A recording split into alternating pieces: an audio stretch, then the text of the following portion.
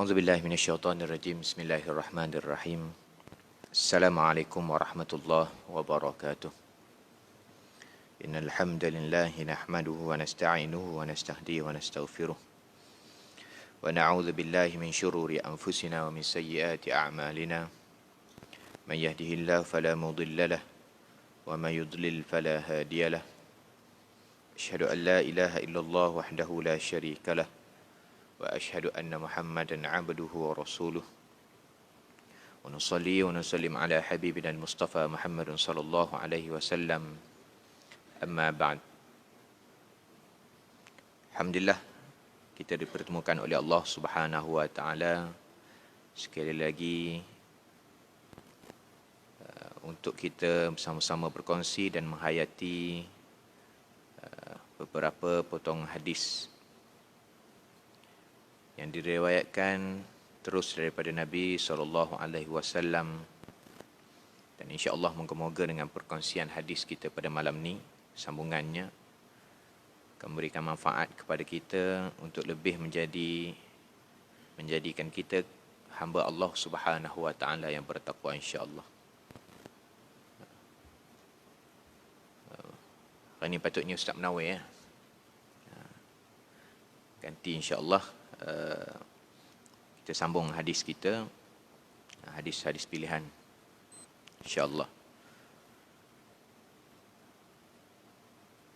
Hadis pada hari ini akan membicarakan berkenaan dengan manusia dan hidayah. Diumpamakan dengan tanah yang ditimpakan hujan. An Abi Musa anin Nabi sallallahu alaihi wasallam qala: "Mathalu ma ba'atha Allah bihi minal huda wal 'ilm kamathal ghaithil kathir asaba ardan fakana minha naqiyyah qabilatil ma' faanbatatil kala' wal 'ushbal kathir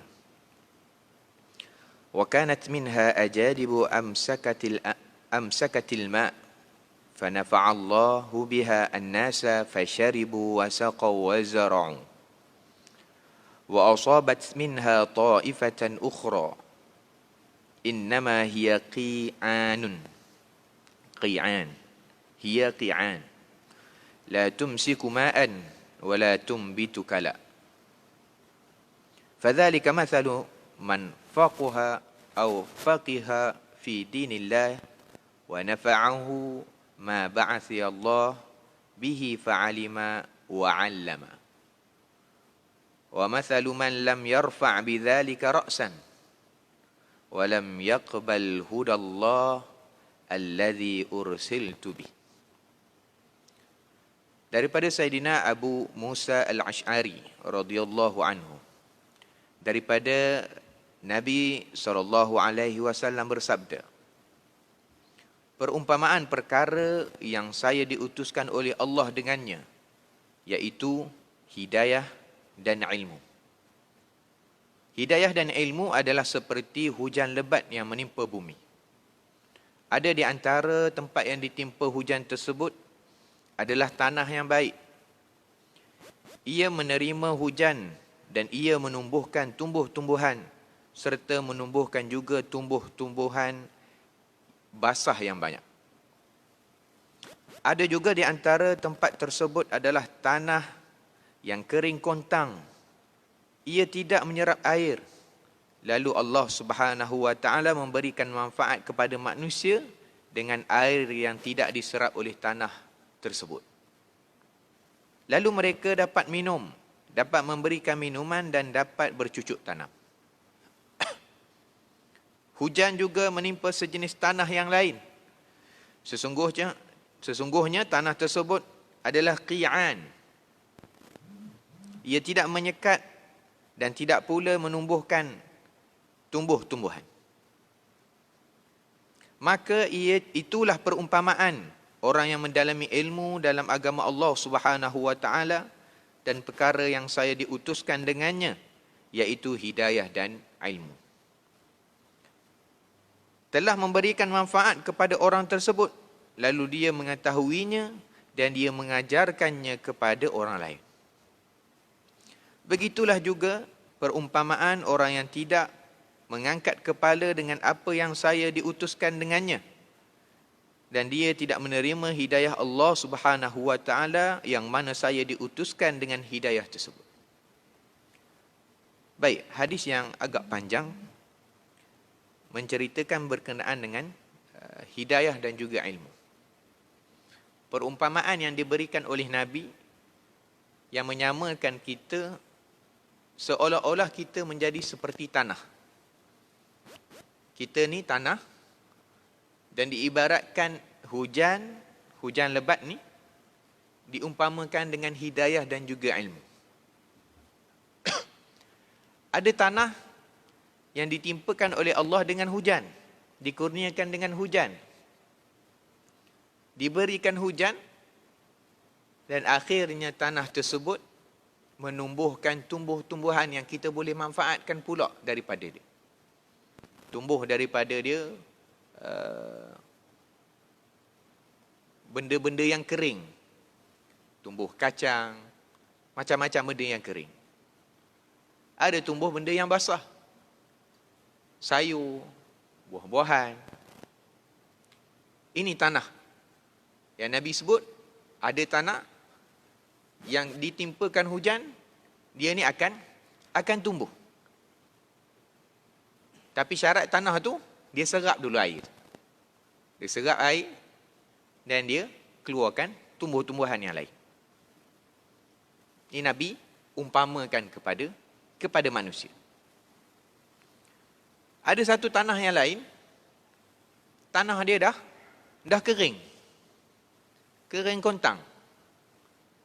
Dan tanah ni pula tak terima air dah. Itu yang jadi lecah tu. Tanah tak serap dah. Air duduk di atas. Tapi apa yang dibuatkan pada air tu? Air tu dimanfaatkan oleh orang lain. Air tu boleh buat siram pokok, boleh guna kita balik semula, boleh minum pula. Boleh. Tanah tak terima. Tanah tak terima. Tapi orang lain boleh ambil manfaat. Ni Nabi umpamakan ni. Tanah, yang pertama tadi, tanah tu serap air, keluar pokok. Yang kedua, tanah ni tak terima air. Tak terima air, tapi dia boleh manfaat kepada orang lain. Dan yang ketiga, tanah yang ketiga apa dia? Dia serap air, apa pun tak tumbuh. Dia serap air, apa pun tak tumbuh. Ini Nabi sebut. Agak-agak kalau kita masuk kategori tanah yang mana? Yang confirmnya kita tanah kubur lah. Itu confirm tanah kita. Orang tanya, tanah ada berapa banyak? Tak ada. Ada satu je yang confirm, tanah kubur. Itu je ada. Kita masuk kategori tanah yang mana? Sama ada kita masuk kepada kategori tanah yang menerima air, hidayah itu sampai, ilmu itu sampai, kita serap. Kita ambil. Ada pada kita. Dan keluar tak buah tanah tu. Kita ni keluar tak buah daripada hidayah yang masuk, yang kita terima, ilmu yang kita terima, keluar ataupun tak hasil dia. Ni yang Nabi sebut. Atau kita kategori tanah yang kedua.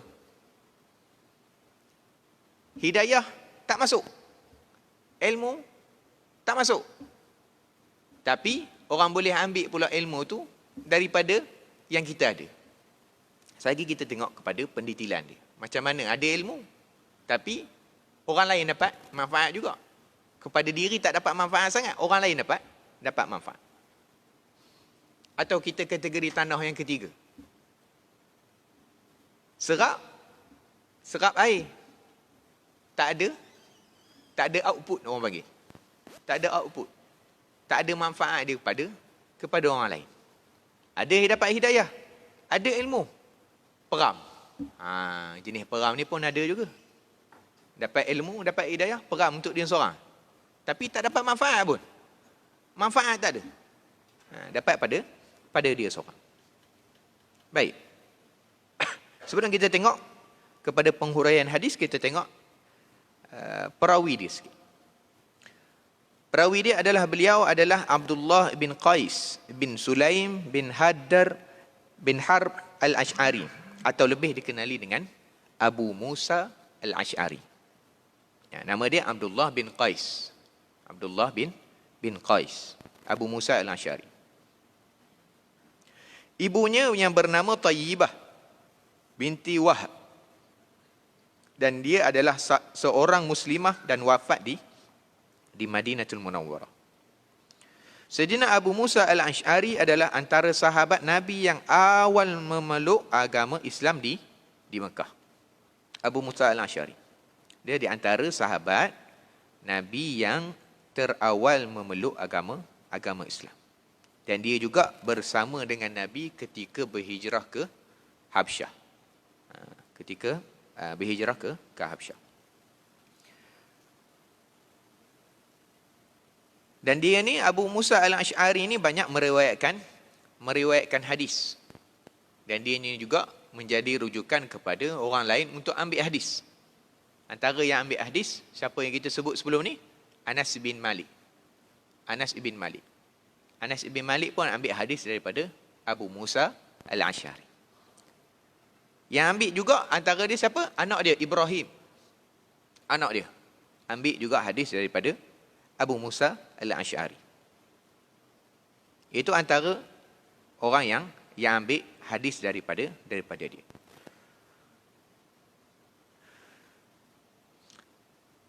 Dalam satu peristiwa ketika Nabi berhijrah ke Habsyah, dalam kapal Nabi bersama dengan semua yang berhijrah, Nabi sebut, aku mendoakan kesejahteraan kepada orang yang paling tua dan orang yang paling muda berada di dalam kapal. Nabi doa macam tu. Jadi Abu Musa al-Ash'ari ni, dia beritahu, ya Rasulullah, yang paling tua dalam kapal ni aku lah. Yang paling muda, anak aku.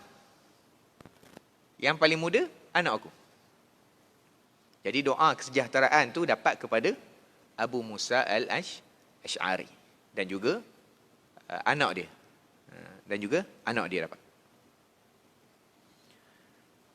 Abu Musa al-Ash'ari ni adalah salah seorang sahabat Nabi yang dikurniakan, direzekikan oleh Allah Subhanahu wa taala mempunyai suara yang merdu. Suara yang merdu. Sampai Nabi sebut, ya Aba Musa, laqad utita mizmaran min mazamir ali Daud.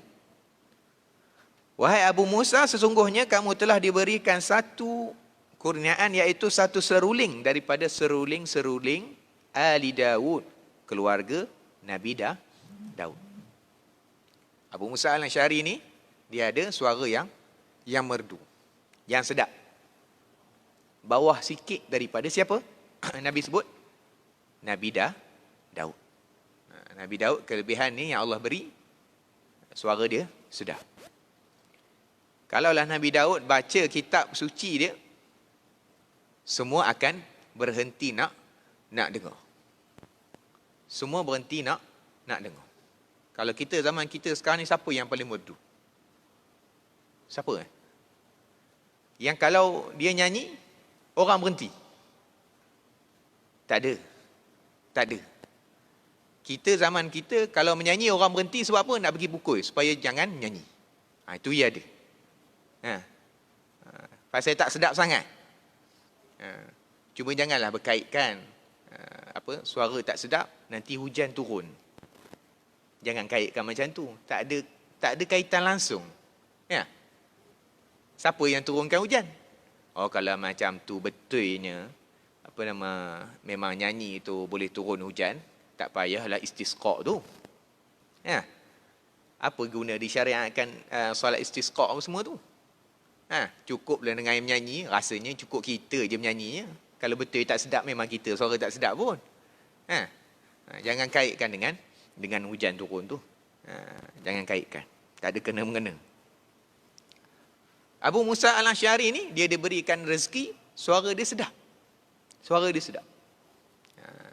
Lebih kurang bawah sikit daripada Nabi Daud alaihi salam. Hebatnya Nabi Daud. Kalau Nabi Daud ni diriwayatkan kalau dia baca kitab suci dia, orang akan berhenti. Bukan setakat orang, makhluk semua berhenti. Ikan berhenti pasal nak dengar. Binatang-binatang lain pun berhenti. Kalau nak tinggikan subscriber YouTube ni ke, nak ramai subscribernya, cari yang jenis Abu Musa Al-Asy'ari. Suara sedap.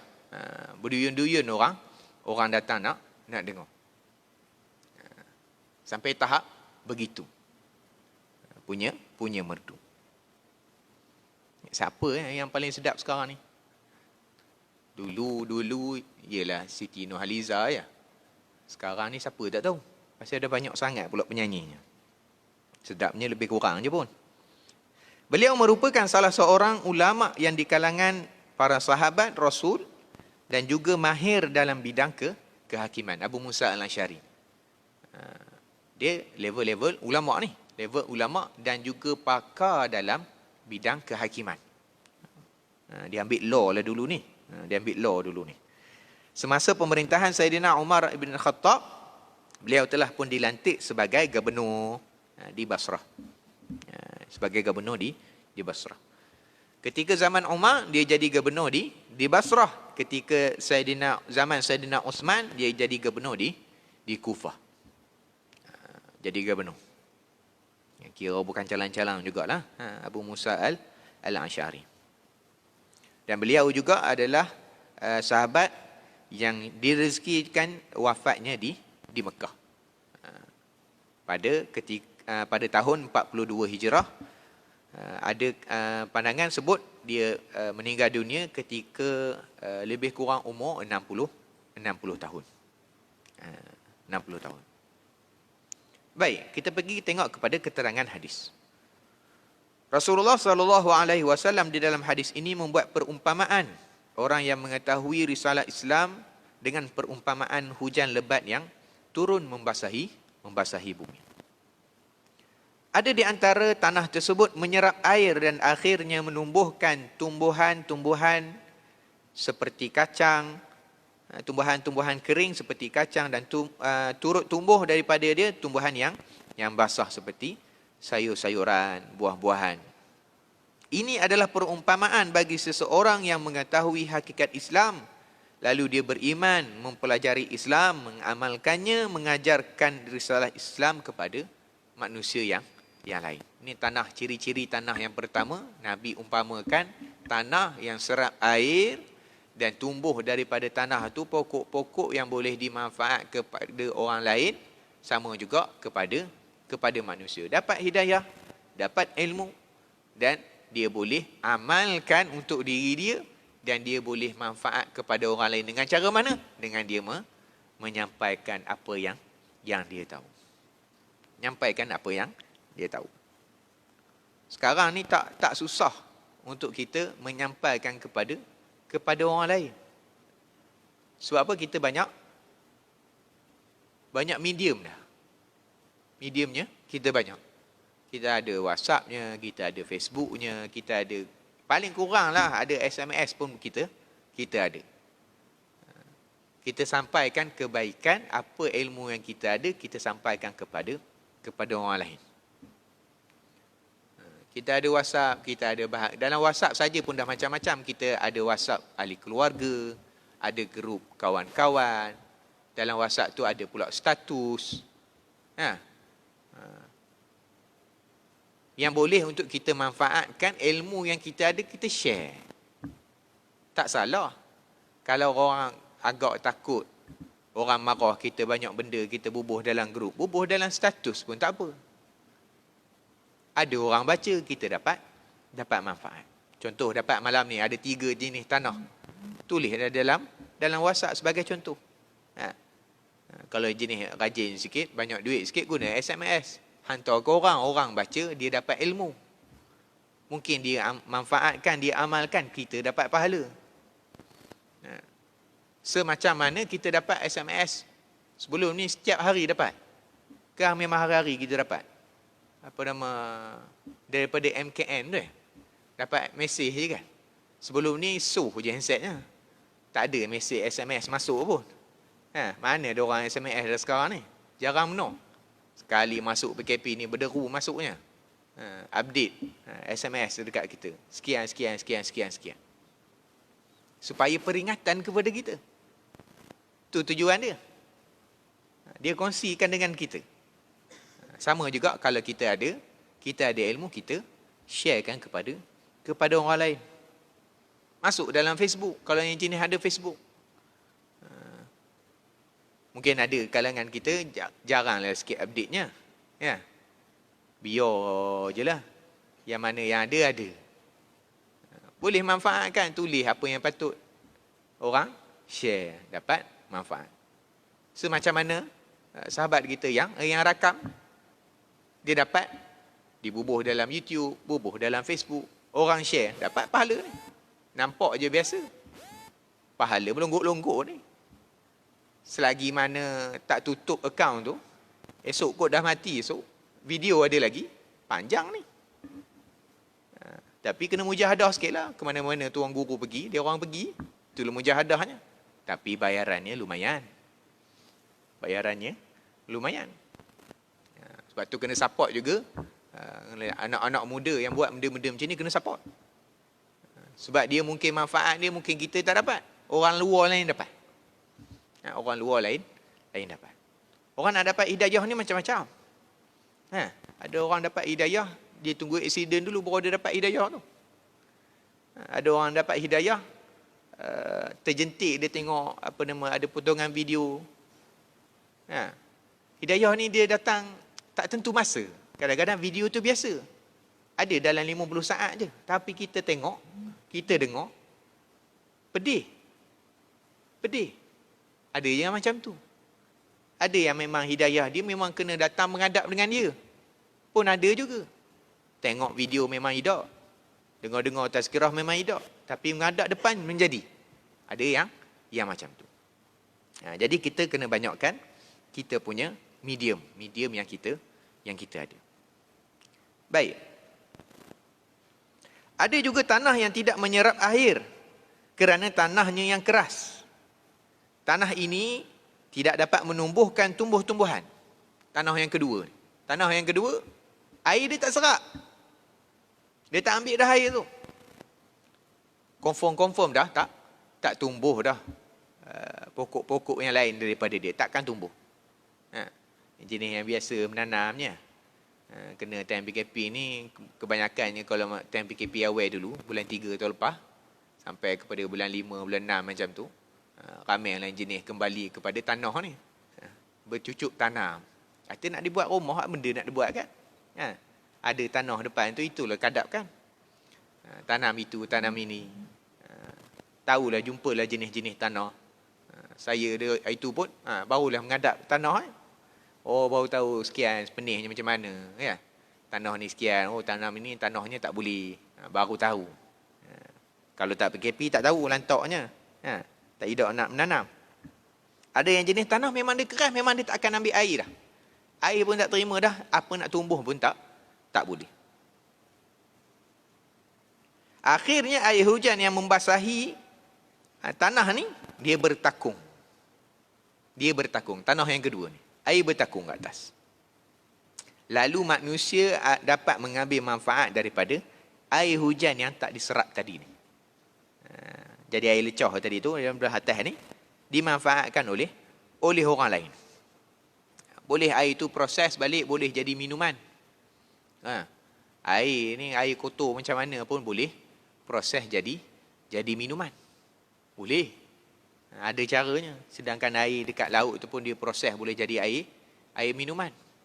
Negara luar kan, sumber air tak ada, tapi dia boleh mengeluarkan air. Itu pelik juga. Itu teknologi yang ada pada hari ini.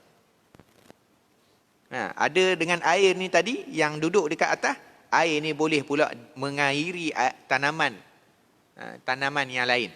Dia boleh siram pokok yang lain. Ya.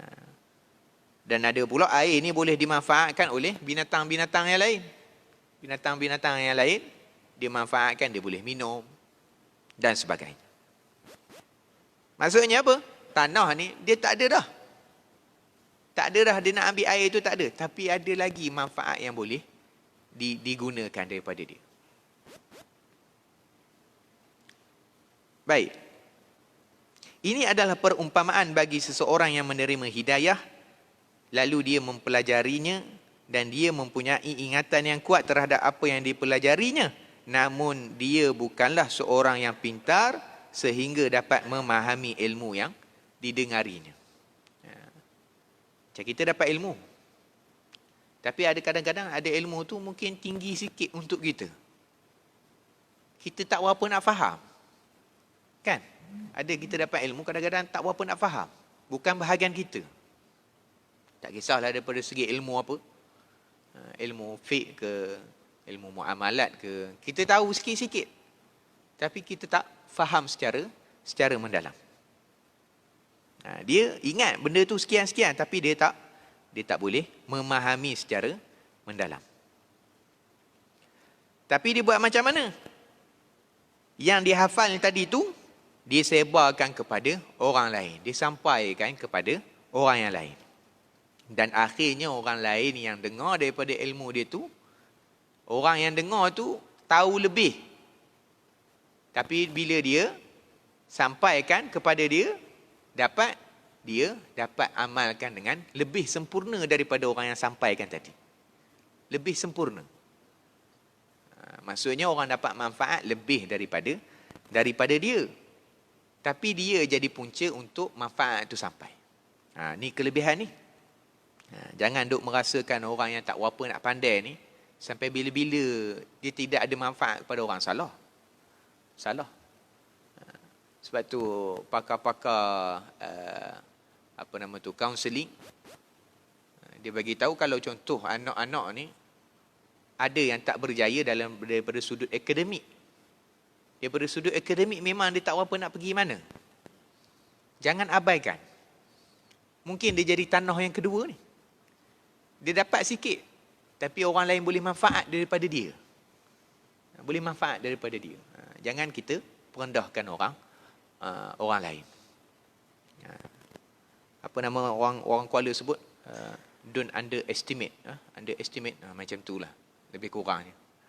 Jangan take for granted. Baik.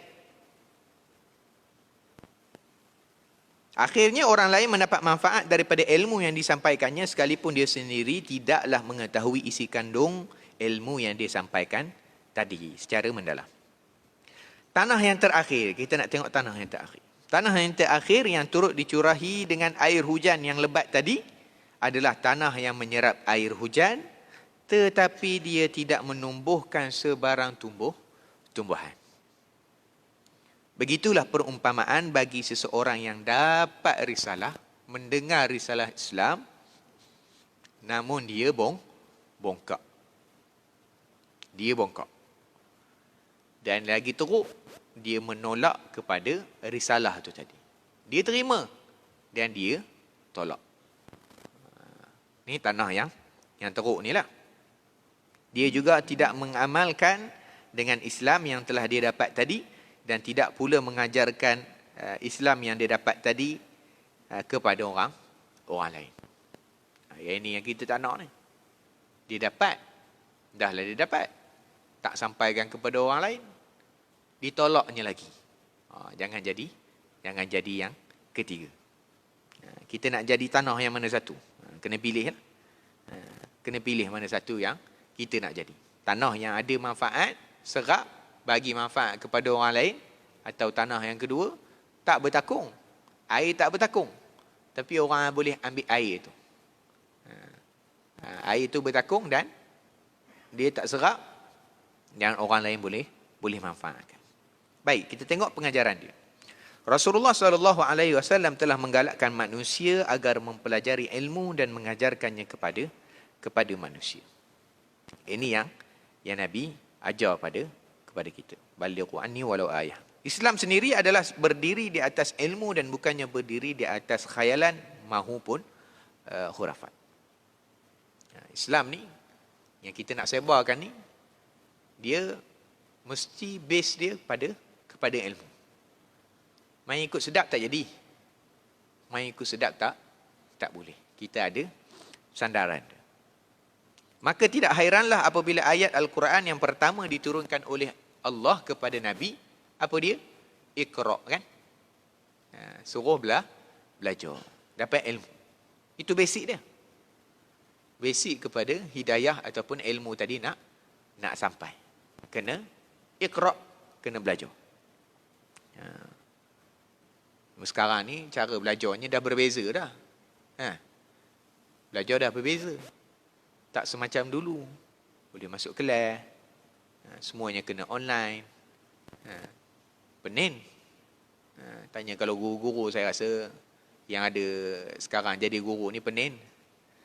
Mana rupa sebelum nak mengajar dalam online ni macam-macam persediaan dia kena buat. Lagi teruk daripada yang sebelum ni. Lagi teruk persediaannya. Saya tengok guru-guru di Seriti, Sekolah Rendah Integrasi Terasilam dekat Candan. Seriti Al-Azhar. Pening tengok. Nak mengajar tu satu hair. Nak merakam satu hair. Nak ngedit lagi satu hair. Edit satu-satu. Itu kalau mengajar satu kelas. Kena mengajar ada 10 mata pelajaran. Atau itulah musimnya. Rakam, cakap seseorang. Kadang-kadang tengah rakam, suara tak masuk. Rakam balik. Kalau guru biasa ngadap depan ni tak ada hair. Sampai habis suara. Tak ada hair. Boleh dengar. Ini tak. Kadang-kadang rakam, udah handset full. Full storage. Jenis merakam ni tahulah, biasalah ngadap benda storage ni. Memori dah penuh. Udah rakam balik. Dah rakam. Nak pergi edit pula. Bahasa kita sunting. Sunting. Edit. Atau kalau dah ngajar saja, boring pula. Udah kena buat macam-macam. Bubuh gambar. Gambar gajah. Gambar binatang. Nak bagi nampak seronok. Ni nak ngajar sekolah rendah. Tahun 1, tahun 2. Mana rupa ngadapkan handphone. Jenuh.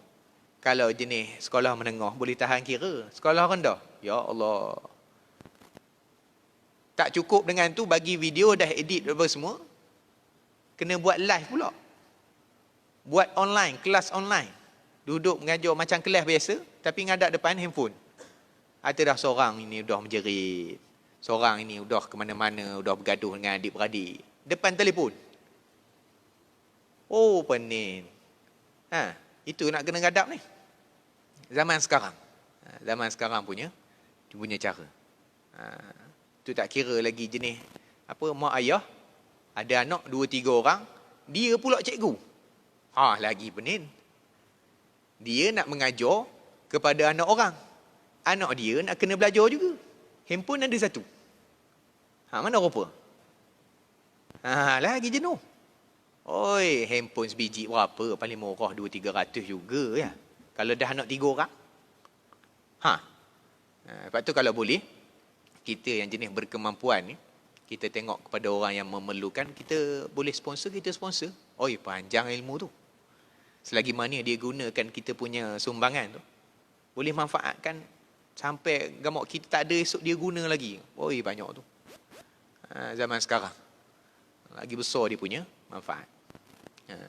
Kot jenis tak ada rumah, tak ada internet. Kalau di Seriti tu berapa ramai jenis mak ayah yang jenis tak ada internet. Susah juga. Udah nak kena rakam bagi video dekat dia. Dia kena datang. Kena bagi pendrive pula. Dah bagi pendrive, dia nak tengok dekat mana pula. Cengira kan? Nak tengok, kena ada laptop. Paling kurang. Kalau jenis kaya sikit, dia beli boleh cucuk dekat TV. Banyaknya pahala untuk mengajar sekarang. Nak dapatkan ilmu, jenuh. Mengajar sekarang. Nak dapatkan ilmu. Itu cabaran kita yang Allah uji sekarang. Dulu rasa seronok sangat dengan teknologi kan. Dulu rasa seronok sangat. Semua di hujung jari. Nah, ambil hujung jari. Mana rupanya. Tak berjari dah. Tak berjari dah sekarang ni. Letih. Moga-moga guru-guru kita yang mengajar diberikan pahala yang lebih. Semacam mana kita pada hari ini nak datang masjid. Berebut 40 orang. Berebut. Nak dapat pahala tu. Berebut tu pahala dah. Kena berjarak-jarak pula dapat lagi pahala. Itu kita punya ujian yang Allah bagi. Jangan fikir ujian tu, fikirkan pahalanya. Fikirkan pahalanya. Moga-moga dengan kita bersabar dengan ujian yang Allah bagi, kita akan diberikan ganjaran yang lebih berlipat kali ganda. Baik, pengajaran yang kedua, Rasulullah SAW telah menggunakan kaedah perumpamaan dalam menyampaikan kehendak baginda. Dalam hadis ini kan Nabi guna masal, kamathali, Nabi sebut dalam hadis, perumpamaan. Kaedah perumpamaan ni sebenarnya dapat mendekatkan minda sang murid kepada maksud yang ingin disampaikan oleh guru dengan cepat. Ini Nabi dia sampaikan dalam hadis ni, kita tengok cara Nabi nak mendekatkan kita punya minda kepada apa yang nak disampaikan oleh Nabi. Nabi buat perumpamaan tanah ni, tepat tak? Tepat. Kita faham tak? Lebih faham. Sama juga dengan guru-guru, dia akan gunakan kaedah perumpamaan, dia akan lebih mendekatkan kefahaman anak murid ni tadi. Kalau perasan arwah Tok Guru ni Aziz, dalam dia punya penyampaian tazkirah ke apa-apa ucapan, pasti dia ada perumpamaan dia. Asalnya kalau orang Kelantan boleh tangkap benda tu. Ada sahabat saya di sekolah dia, kalau dia dengar Tok Guru ni Aziz, dia akan dengar, dia akan catat. Tapi dia bukan catat point, dia catat perumpamaan. Perumpamaan. Itu yang dia catat. Perumpamaan dia kumpul banyak perumpamaan. Ini cara Tok Guru ni Aziz punya kaedah yang dia buat. Semacam mana yang Nabi buat ni. Semacam mana yang Nabi buat. Baik. Yang ketiga, seseorang Muslim perlu berusaha untuk menjadi golongan yang pertama ataupun golongan yang kedua. Kita nak jadi tanah yang ke mana? Yang ke berapa? 1, 2, 3. Kita kena letak 2 je pilihan kita. Tanah yang pertama dan juga yang kedua. Jangan masuk tanah yang ketiga. Tidak ada manfaat langsung. Tapi yang terbaik sekali adalah golongan yang pertama. Tanah yang pertama tadi. Apa dia? Tanah serap air dan dia keluarkan tumbuhan. Tumbuhan tu macam-macam pula. Tumbuhan kering, tumbuhan basah. Boleh manfaatkan dengan banyak. Semacam mana pokok nyo lah. Pokok nyo ni yang benda yang kita tak boleh manfaatkan. Semua boleh dimanfaatkan. Daripada batangnya sampai ke pelepah, buah apa semua itu boleh manfaat. Namun yang terbaik adalah golongan pertama yang menerima hidayah Islam, mendalami ilmunya dan akhirnya mampu untuk menyampaikan serta menyebarkan kepada masyarakat. Yang ini kita sebut tadi. Baik. Kita pergi yang terakhir. Menurut Syekhul Islam Ibn Hajar Al-Asqalani, perumpamaan tanah yang menyerap air tetapi tidak menumbuhkan sebarang tumbuh-tumbuhan adalah ditujukan kepada 2 golongan. Tadi tanah ada 3, kita nak jadi 1 dan 2. Ibn Hajar Al-Asqalani dia sebut, dia mentafsirkan kepada tanah yang ketiga ni, tanah yang ketiga yang tak boleh nak tumbuh langsung ni, ada 2 golongan. Golongan yang pertama, golongan Muslim yang tidak mahu untuk mendalami agamanya. Yang ni, golongan Muslim yang tidak mahu mendalami agama. Ada di kalangan mereka yang tidak mahu mempelajari langsung berkenaan dengan tuntutan Islam. Ada juga yang mempelajarinya namun tidak mahu mengamalkan tuntutan Allah dan tidak pula mahu menyampaikan ilmu yang dipelajarinya kepada orang lain. Yang ini yang dalam hadis Nabi sebut sebagai wa mathalu man lam yarfa bidzalika ra'san. Dia ni tak angkat kepala. Perumpamaan yang orang yang tak angkat kepala ni maksudnya dia tak nak menyampaikan kepada orang lain. Itu golongan yang pertama disebut Ibnu Hajar Al-Asqalani. Yang kedua, golongan manusia yang tidak mahu langsung untuk memeluk agama Islam. Ini lagi teruk. Golongan tadi dia Islam tapi dia tak nak terima ataupun mendalami agama Islam. Golongan yang kedua iaitu dia ni tak nak langsung memeluk agama Islam. Dalam hadis yang disebutkan walam yaqbal hudallah allazi ursiltu bih. Dia ni tak nak terima langsung hidayah yang diberikan oleh Allah kepada dia. Ini yang kita tak nak. Baik.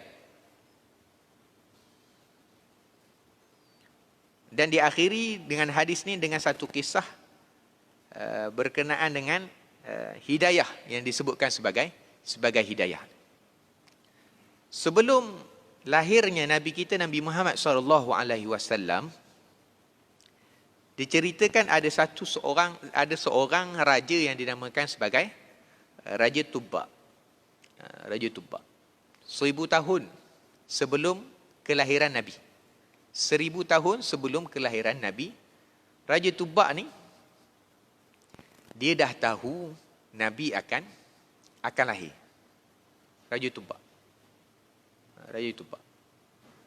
Dia ni dah tahu Nabi Muhammad ni akan lahir, dan diriwayatkan dia ni beriman sebelum daripada Nabi lahir. Beriman sebelum Nabi lahir. Dia bersaksi yang dia tahu Nabi yang akan lahir 1000 tahun yang akan datang ni, nama dia Ahmad. Nama dia Ahmada. Disebut ada matan dia, saya lupa matan dia. Asyhadu ala Ahmada. Aku bersaksi kepada Nabi Muhammad. Ahmad ni Muhammad.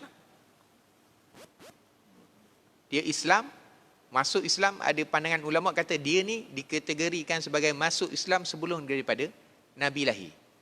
Raja Tubba. Dia duduk sebelum 1000 tahun lagi. Tapi dia dah dapat berita berkenaan dengan kelahiran Nabi.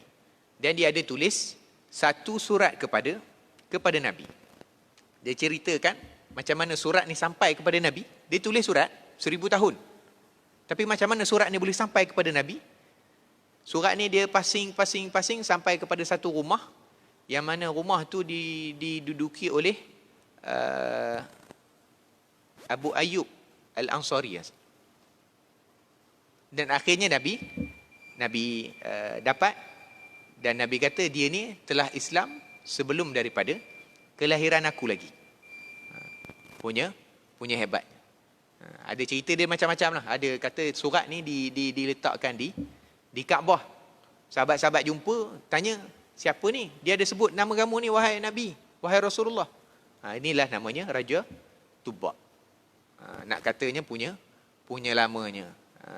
Mereka ni mengenali Nabi. Nak kata hidayah ni Allah bagi. Hidayah ni Allah bagi walaupun belum ada lagi. Lebih-lebih lagi kalau dulu dia ada ilmu untuk tahu lebih sikit kan. Ya'rifunahu kama ya'rifuna abna'ahum. Dia ni tahu semacam mana mengenalinya anak-anak. Anak-anak dia orang ni dia lebih mengenali. Ini kita nak sebutkan bahawa hidayah itu milik Allah Subhanahu Wa Taala, dan kita perlu cari, kita dapat dan kita manfaatkan kepada orang lain. Itu kesimpulannya, kita nak jadi tanah ada 3. Tanah yang serap air, manfaatnya kepada orang lain dengan tumbuh-tumbuhan. Tanah yang kedua, kita dapat kita tak terima air, tak masuk pun air, tetapi air itu boleh dimanfaatkan kepada orang lain. Dan jangan jadi tanah yang ketiga, iaitu tanahnya serap air tapi tumbuh-tumbuhan tak ada. Moga-moga dengan perkongsian kita pada malam ni, kita dapat manfaatkan kepada umat manusia insya-Allah. Aqulu qauli hadza wa astaghfirullahal azim li wa lakum. Wassalamualaikum warahmatullahi taala wabarakatuh. Bismillahirrahmanirrahim. Alhamdulillahirabbil alamin wassalatu wassalamu ala asyrafil anbiya wal mursalin wa ala alihi wa sahbihi ajmain. Allahumma ihdinas siratal mustaqim siratal ladzina an'amta 'alaihim minan nabiyyin wasiddiqin wasyuhada'i wassalihin wa hasuna ulaika rafiqa ya arhamar rahimin walhamdulillahi rabbil alamin.